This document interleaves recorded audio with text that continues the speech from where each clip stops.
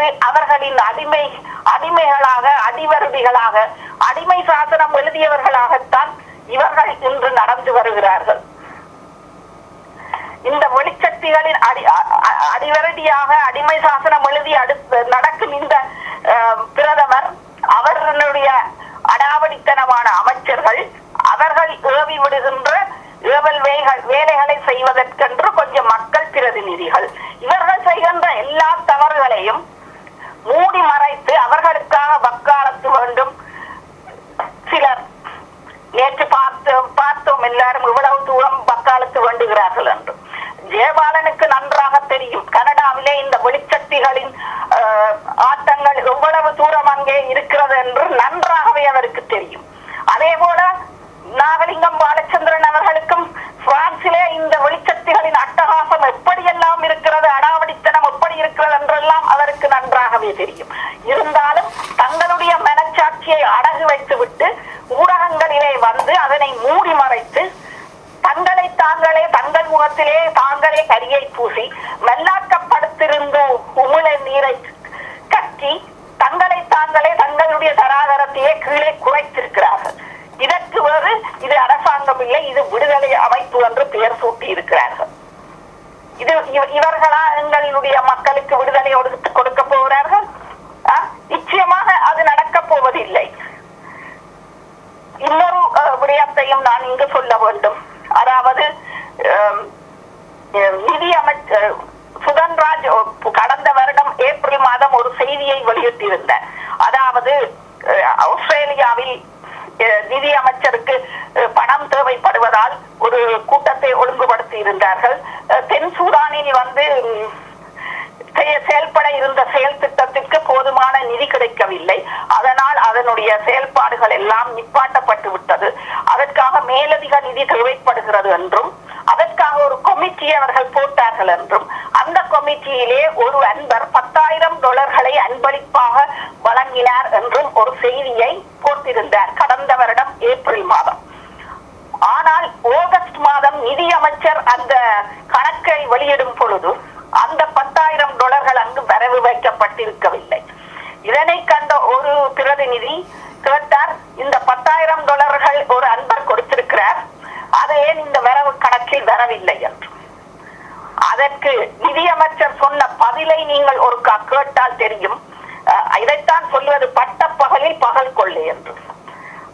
அவர் சொன்னார், அந்த செய்தியில் நாடு கடந்த அரசாங்கத்துக்கு வழங்கப்பட்டது என்று எழுதவில்லையா. அவர் சொல்லவில்லை அந்த அன்பர் வந்து $10,000 தரவில்லை என்று அவர் எந்த காலகட்டத்திலும் சொல்லவில்லை. ஆனால் நேற்று நாகலிங்கம் பாலச்சந்திரன் வந்து ஏன் சொன்னார் என்று தெரியவில்லை. $10,000 அந்த அன்பர் சொன்னவர் தான், ஆனால் கொடுக்கவில்லை என்று எதற்காக நிதியமைச்சரை காப்பாற்ற முனைந்தார் என்றுதான் எனக்கு தெரியவில்லை. ஆனால் நிதியமைச்சர் எந்த காலகட்டத்திலும் அந்த $10,000 அவர்கள் தரவில்லை என்று எப்பவுமே சொன்னதில்லை. அவர் தராவட்டாக சொன்னது என்னவென்றால் நாடு கடந்த அரசாங்கத்துக்கு என்ற சொல்லு அதில் வரவில்லை என்று. அப்ப இதைத்தான் சொல்வது பட்டப்பகலில் பகல் கொள்ளை என்று. ஏனென்றால் இவர்கள் ஒரு கூட்டம் வைக்கின்றார்கள், நிதியமைச்சர் கூட்டம் வைக்கிறார், சவுத் சூடான் ப்ராஜெக்டுக்காக தங்களுக்கு காசு வேண்டும் என்று. அதில் ஒரு அன்பர் $10,000 கொடுக்கிறார்கள் என்றால் இவர்களுடைய நாதம் ஊடக சேவைதான் அதனை செய்தியாக போட்டிருந்தது, வேறு ஊடகங்கள் அல்ல. அப்ப அந்த அன்பர் $10,000 பக்கத்து வீட்டுக்காரருக்காக கொடுத்திருந்தார். இப்படி தெனாவட்டாக எந்தவித கிளேசமும் இல்லாமல் இவர்கள் எங்களை யாரும் எவரும் ஒன்றும் கேட்க முடியாது என்ற துணிவோடுதான் இவர்கள் இப்படி பதில் சொல்லி வருகிறார்கள். அதற்கு காரணம் என்ன என்று நீங்கள் நினைக்கிறீர்கள்? இவர்களுக்கு பின்னால் இருக்கும் சக்தியின் துணிவுதான்.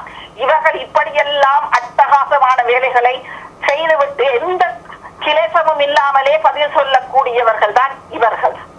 இதையும் நீங்கள் தெரிந்து கொள்ளுங்கள்.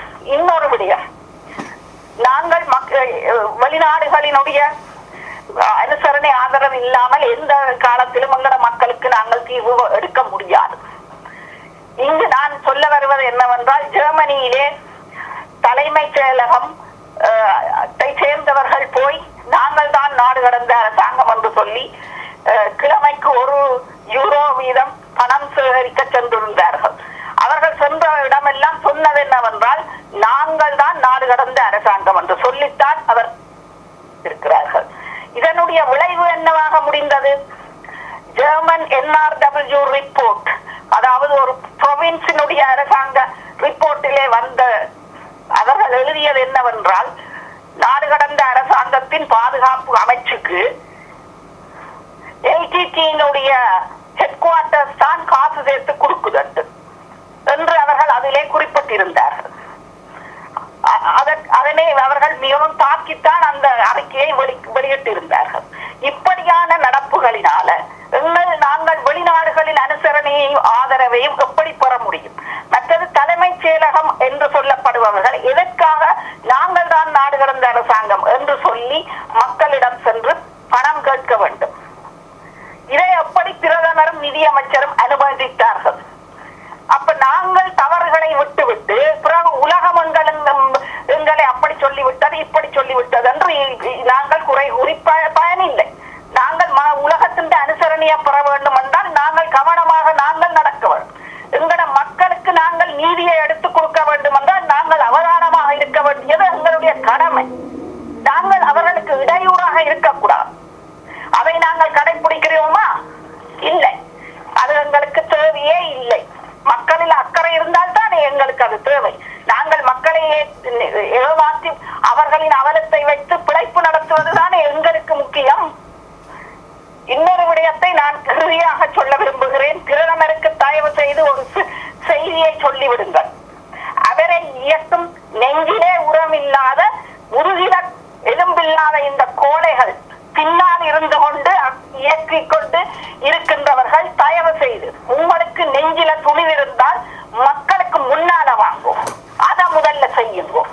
அதை விட்டு போட்டு மக்களுக்கு ஒளிச்சிருந்து கொண்டு திரைமறைவுக்கு பின்னால இருந்து கொண்டு எங்களினுடைய மக்களினுடைய அலுவல்களை தீர்மானிக்கின்ற சக்தியோ அருகதையோ தகுதியோ உங்களுக்கு இல்லை. ஏனென்றால் நீங்கள் கோடைகள், மக்களுக்கு முன்னால் வர முடியாத கோடைகள். ஒளிந்திருந்து ஓடி மறைந்து திரைமறைவில் இருந்து எதற்காக இயக்குகிறீர்கள்? பிரதமரிடம் சொல்லிவிடுங்கள்.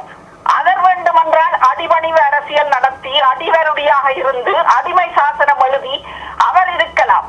ஆனால் இப்படிப்பட்ட அரசாங்கத்திற்கு எங்கள் மக்களின் அரசியல் எதிர்காலத்தை பணயம் வைக்க முடியாது. ஏனென்றால் இவர்களுக்கு அந்த தகுதியும் அருகதையும் கிடையாது.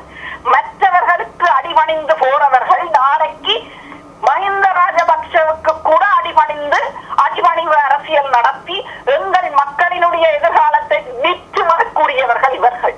அப்படித்தான் இவர்கள் இதுவரை காலமும் நடந்திருக்கிறார்கள். அதற்கான ஆதாரங்கள் எல்லாமே இருக்குது. நாங்கள் ஆதாரம் இல்லாமல் இங்கு கதைக்கவில்லை. நீங்கள் நம்பக்கூடியவர்கள் அல்ல. எல்லா வகையிலும் ஏமாற்றி இருக்கிறீர்கள் மக்களை. எல்லாத்துக்கும் ஆதாரம் இருக்கிறது. தயவு செய்து உங்களுடைய பிரதமருக்கு சொல்லிவிடுங்கள். அவரை பின்னால் இயக்கிறவர்களை மக்களுக்கு முன்னால வர சொல்லி, அதையாவது தயவு செய்து அடுத்த வருடத்தில் நீங்கள் உண்மையாக திருந்த வேண்டும் என்று நினைத்தால் முதலில் அதை செய்யுங்கள். நன்றி. நன்றி. மிகவும் முக்கியமான ஒரு வரலாற்று பதிவு இது. தமிழீழ மக்கள் மத்தியில் ஒரு பாரிய தாக்கத்தை ஏற்படுத்தக்கூடிய ஒரு சூழ்நிலை என்று உருவாக்கி இருக்கிறது. ஏனென்றால் எமது விடுதலை போராட்ட பயணத்தில் இப்படியான அடிவருடிகளினால் தான் இந்த போராட்டம் சிதைக்கப்பட்டது என்பது வரலாற்று உண்மை. எனவே இது புலம்பெயர் தேசத்து மக்கள் மத்தியில் மிகவும் அவதானமாக எடுத்துச் செல்லப்பட வேண்டிய ஒரு விஷயமாக இருக்கிறது. ஒவ்வொரு தமிழனும் தன் நெஞ்சில் தொட்டு இந்த விஷயத்தை ஆழமாக சிந்தித்து இனிவரும் காலங்களில் அந்த மக்களுக்கு என்ன நாங்கள் செய்ய வேண்டும் என்பதை சிந்தித்து செயலாற்றுங்கள். உங்கள் முன் வரும் ஒவ்வொருவரையும் நீங்கள் கேள்வி கேட்டு சரியானவர்களை அடையாளப்படுத்தி இவர்களின் பின்னணி என்ன, இவர்கள் ஒவ்வொரு பற்றியும் சுய விமர்சனம் செய்ய வேண்டிய தேவை ஒன்று இருக்கிறது. இதை தொடர்ந்து நான் அடுத்த கட்டத்துக்கு செல்ல இருக்கிறேன். சற்று பொறுத்துக்கொள்ளுங்கள்.